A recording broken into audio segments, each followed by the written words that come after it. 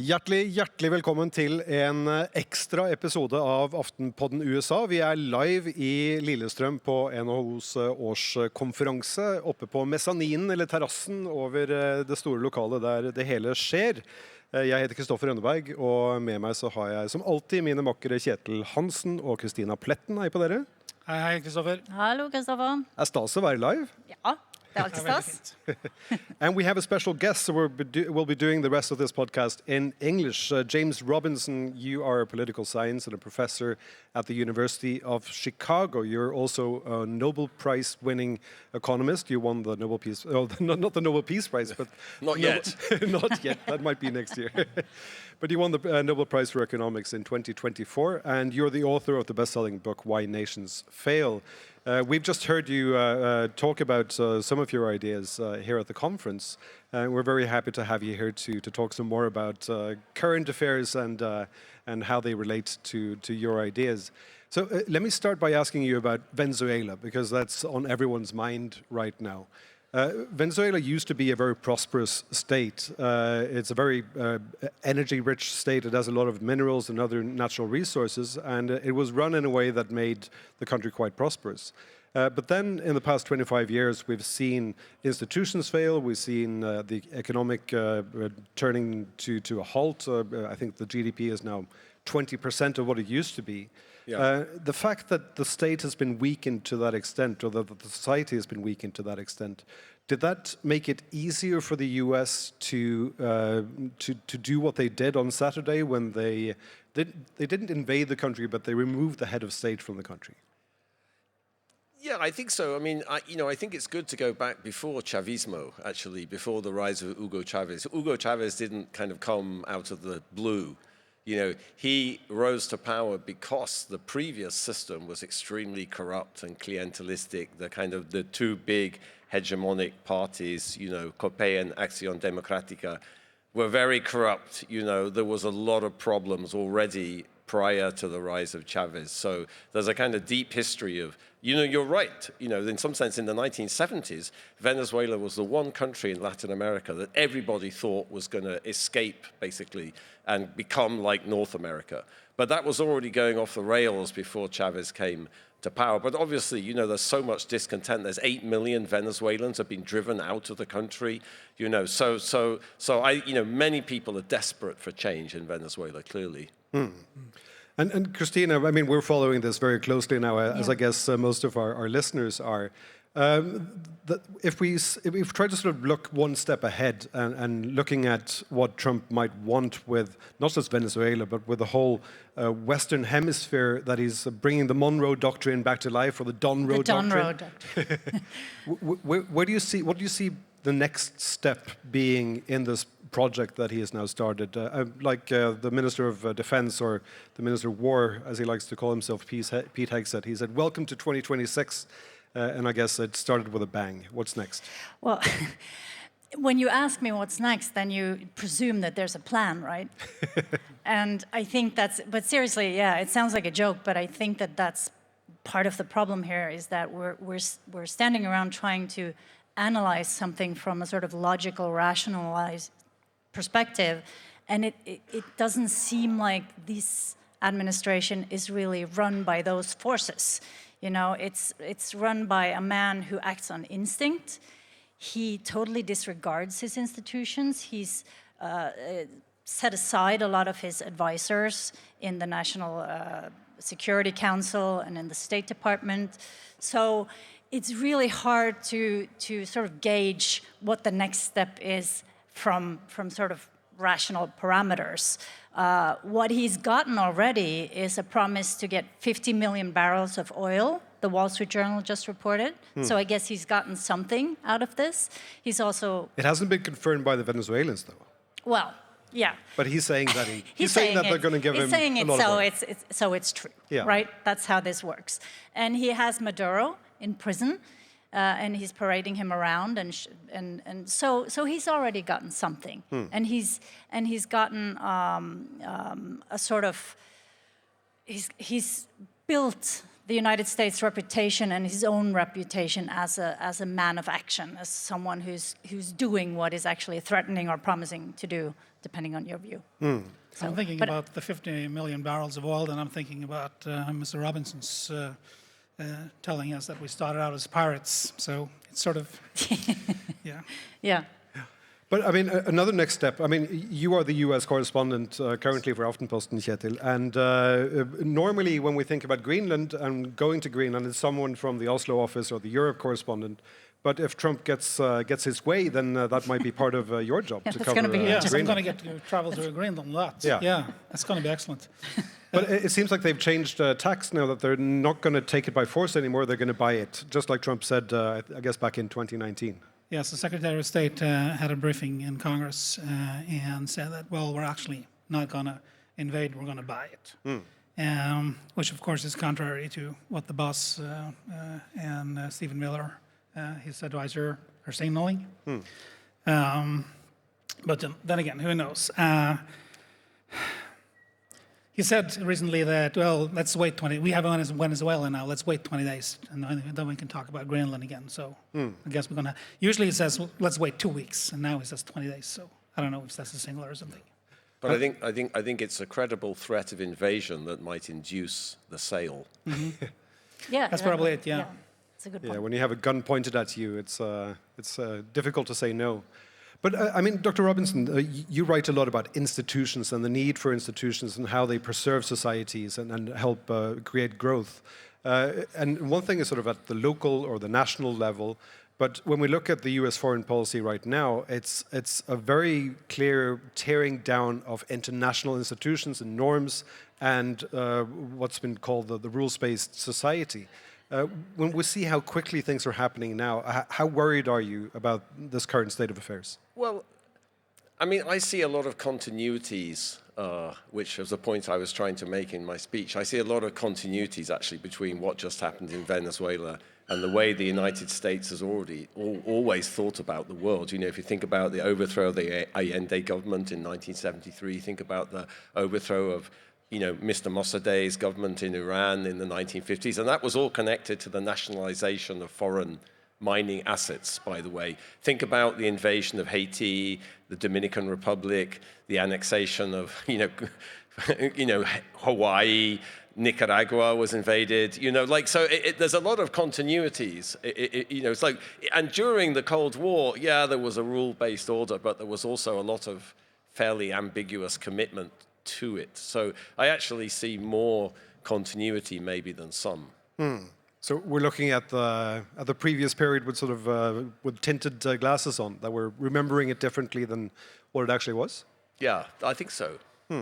I think, I mean, during Trump's first administration, you could ask people in NATO or in other governments or even in the American government, people would say that, yeah, underneath all the noise and all the rhetoric, institutions are functioning pretty well, the way that they did before. Like NATO is functioning the way the State Department is functioning, although it's been pared down. I don't know that that's true anymore. I mean, to an extent, I think it's true, but I think that the institutions have been more severely damaged this time around than they were during Trump's first administration. And we're still just a year in. How do you see that from the ground in Washington, D.C. or around in the U.S.? How do you see that these institutions are now crumbling? Well, this last year, you could almost feel it crumbling in Washington, D.C.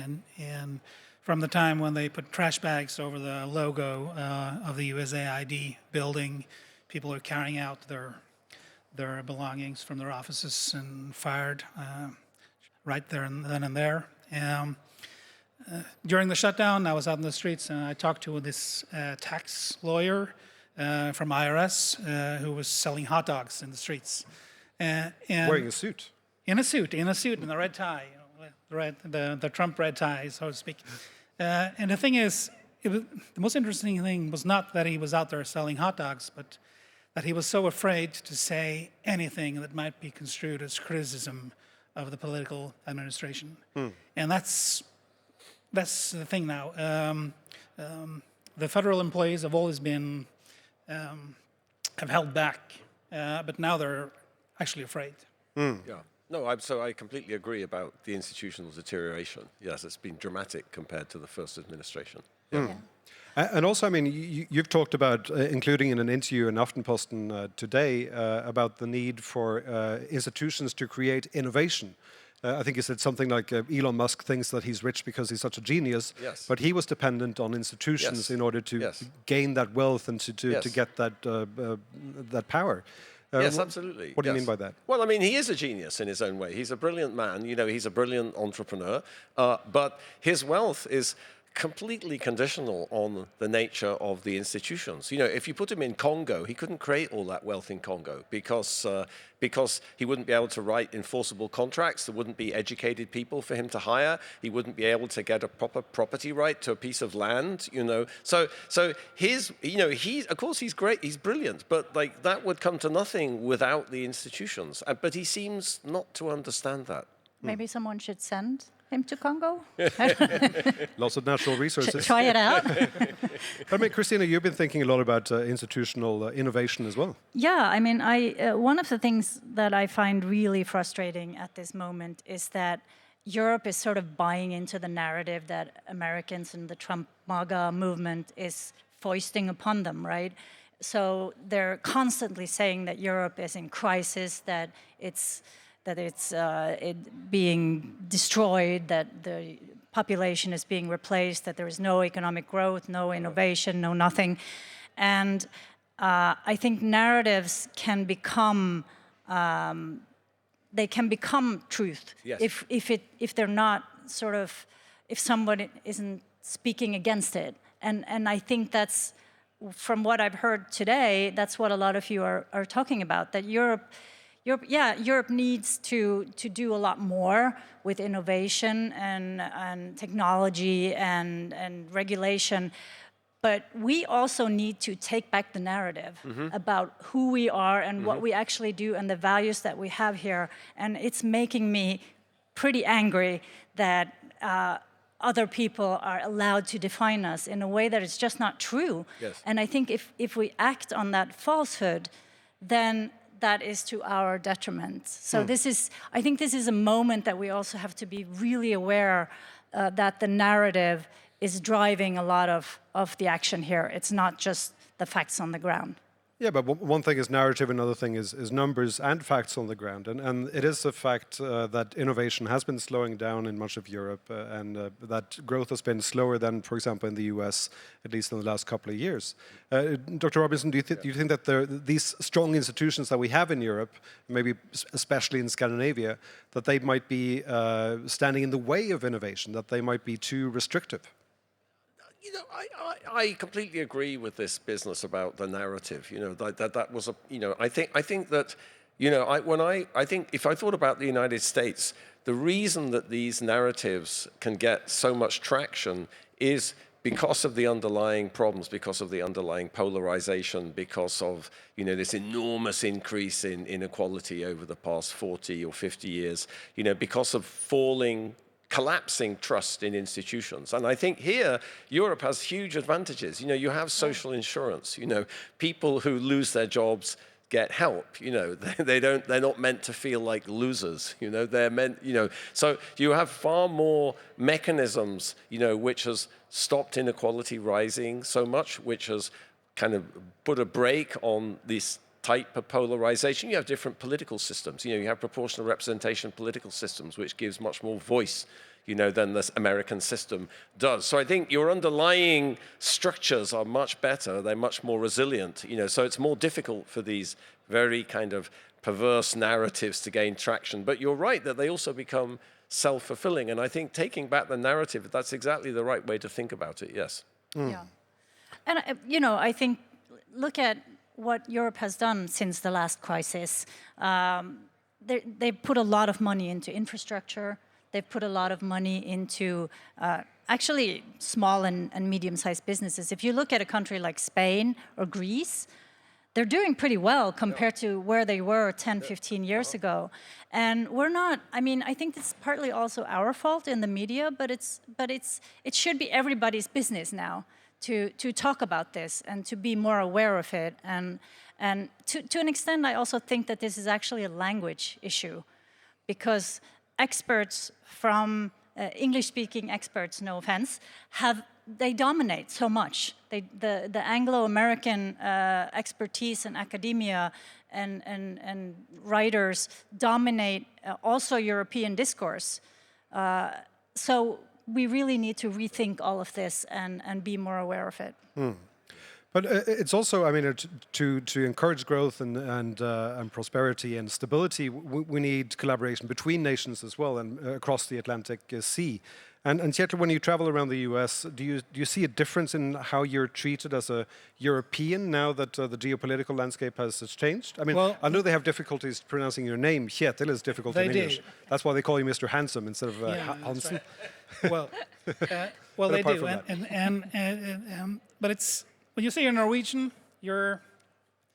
it's usually not a problem. Everybody, for some reason, they love Norwegians. So definitely in the Midwest, they do.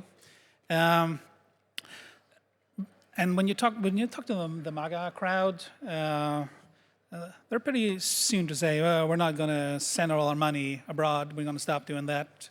The president is doing a great job, not sending all our money, sending all our soldiers abroad. The America First movement is quite strong in his base, and yeah, that's definitely the impression I get out there. So it's still good to be Norwegian. It's always good to be Norwegian. But on the other side of collaboration, you have competitiveness and the great power rivalry between the U.S. and China.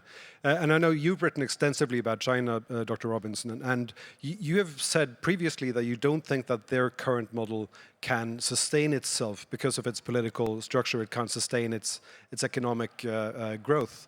It still seems to be going strong, China. I mean, and now with the tariff war and with Trump's policies, China seems to be doing quite well, even without democracy. Yeah, my view is that it's very simple. Its power tends to corrupt, and absolute power corrupts absolutely. And I think, you could tell stories about Chinese uniqueness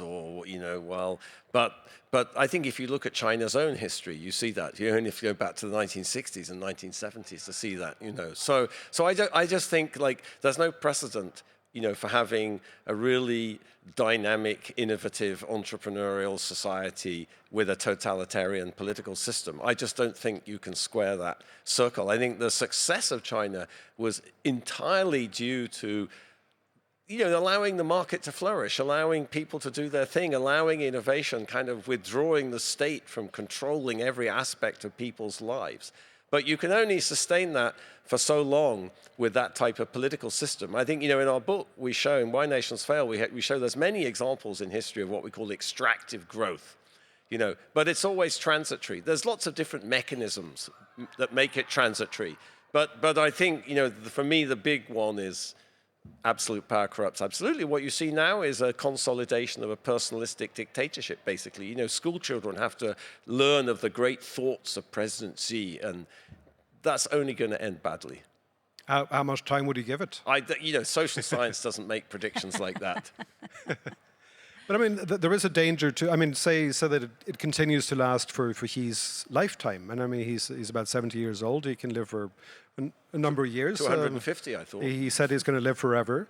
And Christina, that means if they manage to continue with this model and the US keeps withdrawing from world markets and from multilateral institutions, we might have a very different world order in 10 years than what we have today.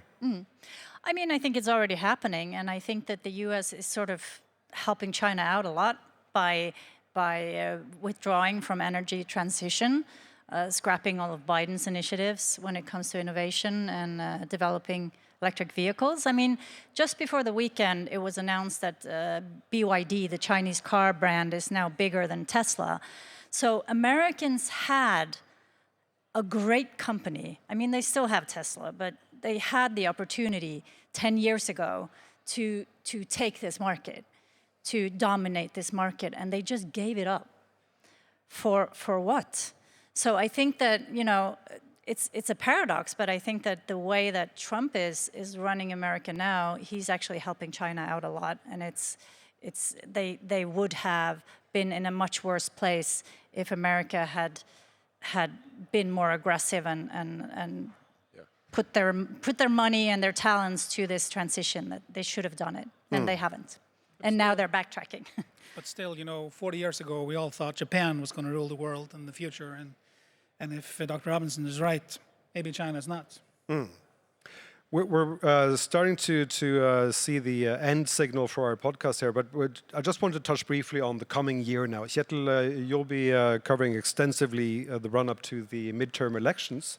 Where are you going to start? I mean, what are you most interested in looking at right now in order to try to gain an understanding of where the United States is right now? Well, what everybody's, on the Democratic side at least, are worried about now is how much will the administration try to influence the elections and the election process.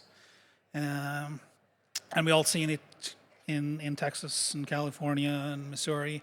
We saw the Senate in Indiana stopped. They were trying to do some gerrymandering there to get more Republican seats.